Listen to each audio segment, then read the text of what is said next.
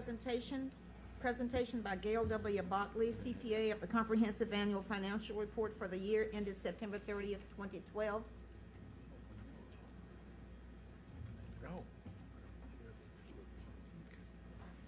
All right, Mr. Botley, we know who you are, but let us have your name and address for the record, and a good report for the city. Gail. She asked me. Good evening, Honorable Mayor, council members, city manager, and staff. My name is Gail Botley. My address is 4749 Twin City Highway, Suite 280. And I think Ms. Echols is going to be first up and have a slide presentation, and then I'll do my thing. Okay.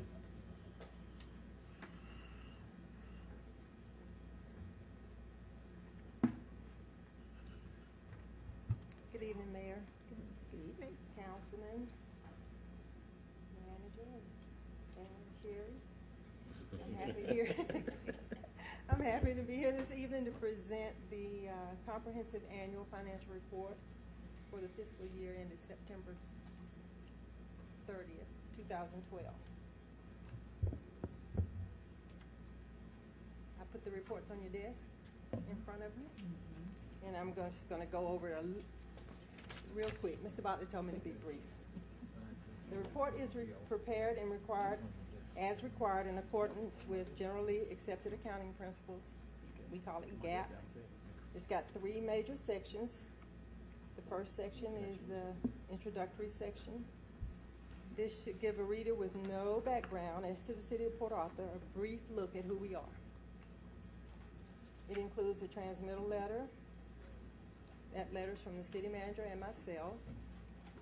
It's a general overview of the city's operating structure and financial structure.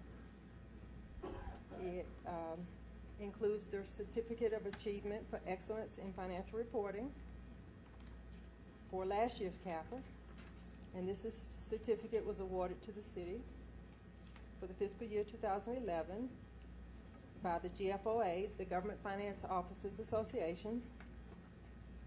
The certificate represents that our financial report met the highest standards in the governmental accounting and financial reporting. We have applied for it again.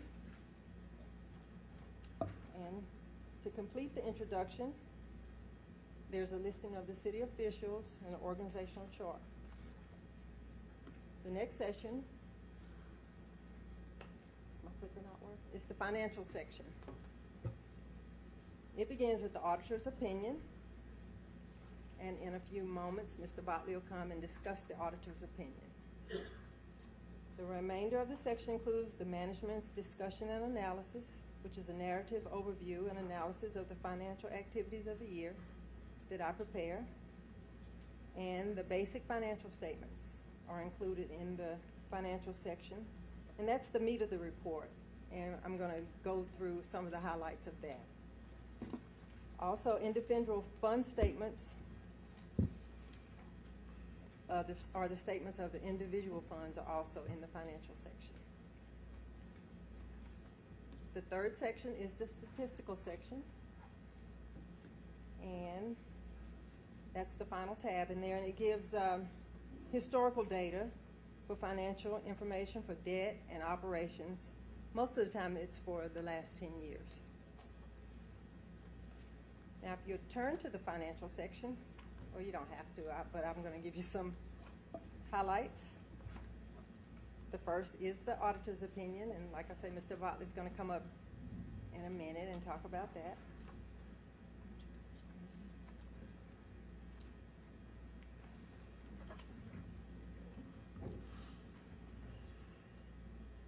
Management discussion and analysis. We call it MD&A for short. It's the responsibility of the city to highlight specific areas in the CAFR. That's the financial report. We call that the CAFR for short. So some of the highlights that are in the MD&A are that the total net assets of the city increased by $2.1 million in 2012, and that's due in part to the influx of grants that we got for capital improvements, asset improvements. The total governmental funds, which include all non-utility funds, reported combined ending balances of $41 million. The general fund ended the year at $27.9 million, $27.8 million, and $29.8 million, with $29.7 million unassigned. And it's on the budget basis, the fund balance is $36.8 million. That's on the cash basis, but the report's done mostly on a full accrual basis. The MD&A goes on to recap in summary form the results of city activities. And to me, it's good reading. It gives everybody that wants to sit down and read it an overview of what's going on. So I would invite everybody to read the MD&A, and if you have any questions, call me and contact me. If you have.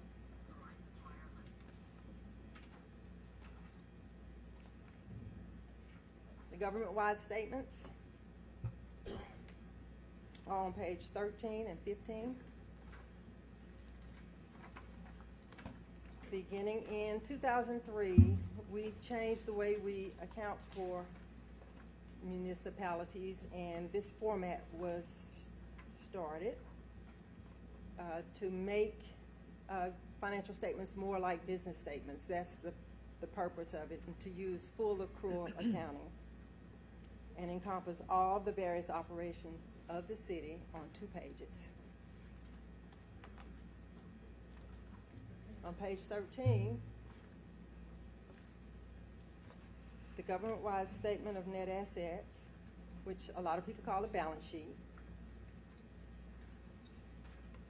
It's a listing of the assets and liabilities on full accrual basis. That's all assets, including infrastructure and other fixed assets. Total assets for the city are $210.3 million, and total liabilities are $119.7.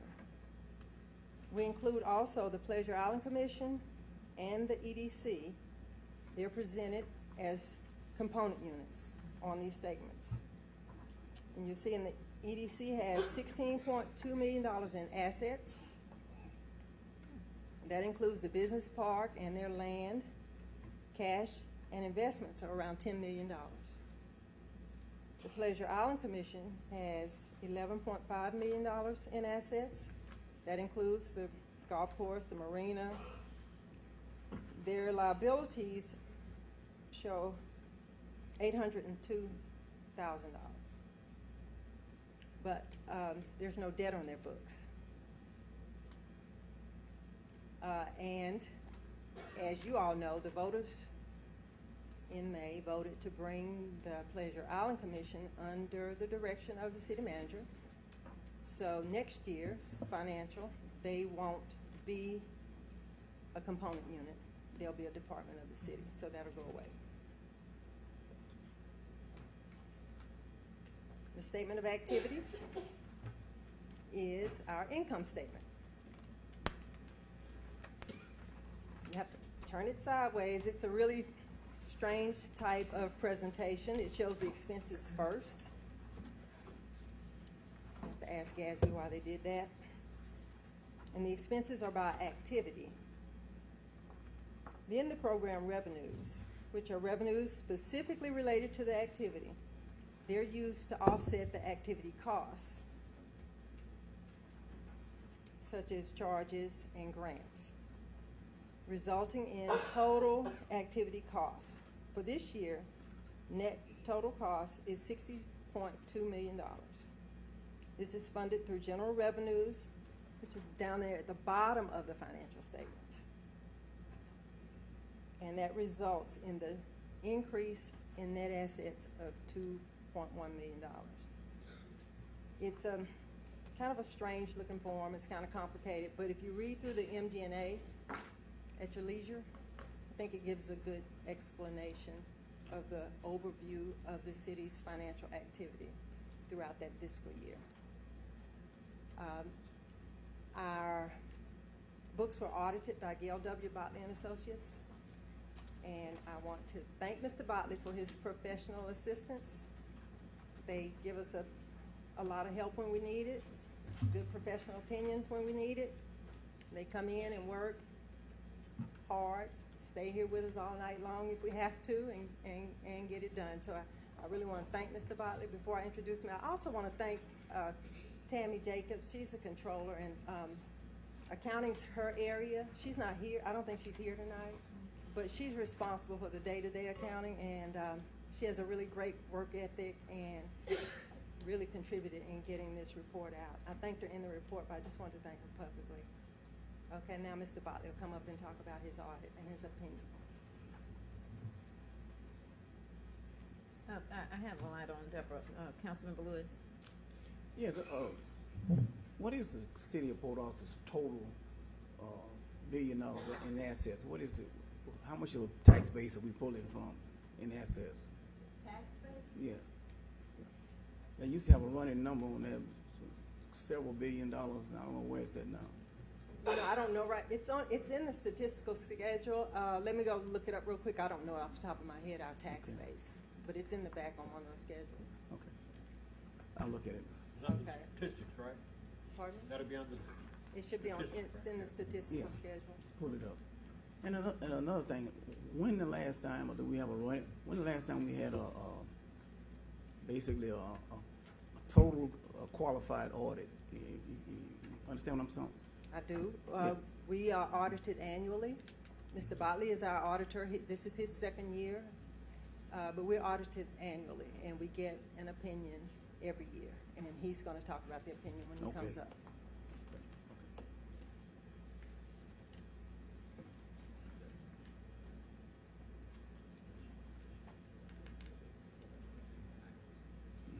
No, I'll let him talk. Good evening. I'm back again. After all of that, I'll be real simple, okay? So if you turn to my report, and that's the one on my letterhead, right after the first hard tab, the Independent Auditor's Report is what it's titled.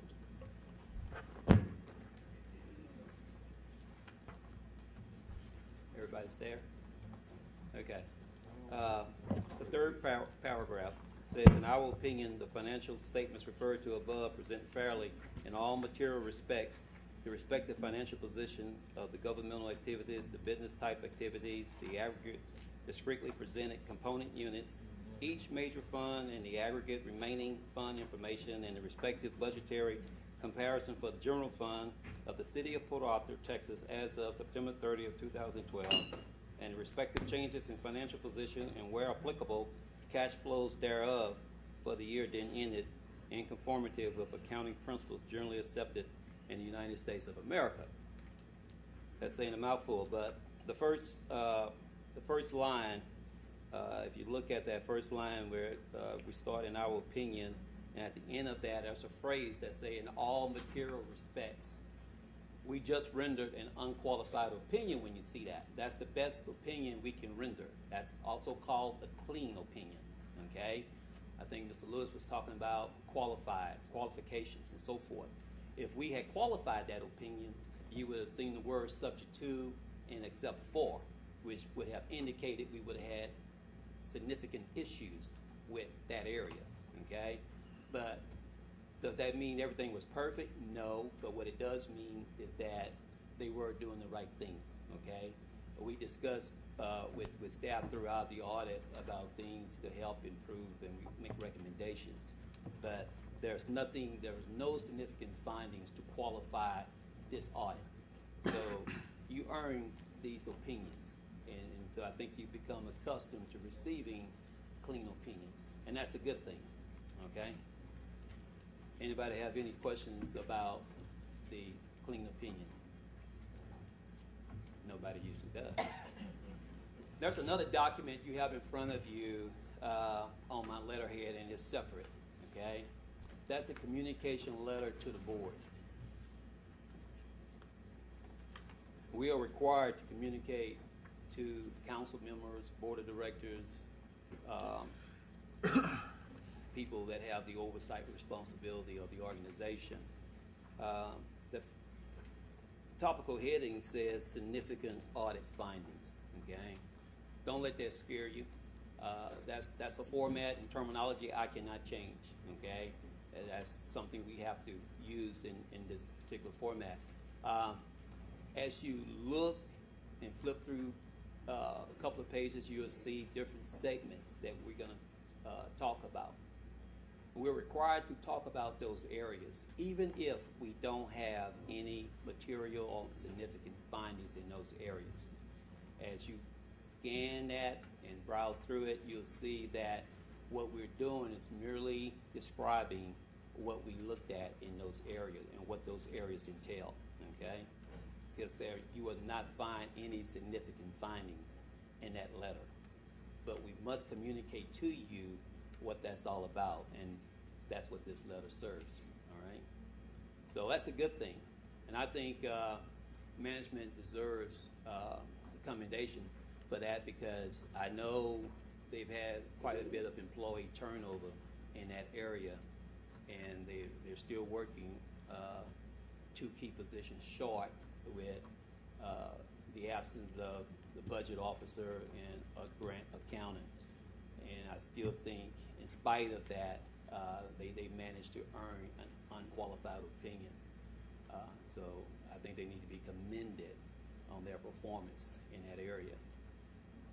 And that's pretty much it. I told you I would be real brief and simple, and that's my presentation. And you know, Miguel, I was pleased to see where it says disagreements with management, that no such disagreements arose during the course of our audit. You've developed a good relationship with our accounting department. Yes, ma'am. We usually don't have any disagreements. We may have some discussions, but we don't have any disagreements. That's the adult way. That's a good thing. Okay. Councilmember Williamson. Is the work getting easier? Excuse me? Is the work getting any easier? I wouldn't say it's getting any easier. It's never get easier. We always have continued changes and additional regulations. So, I mean, it's forever changing. From you're gonna do this for 3 years.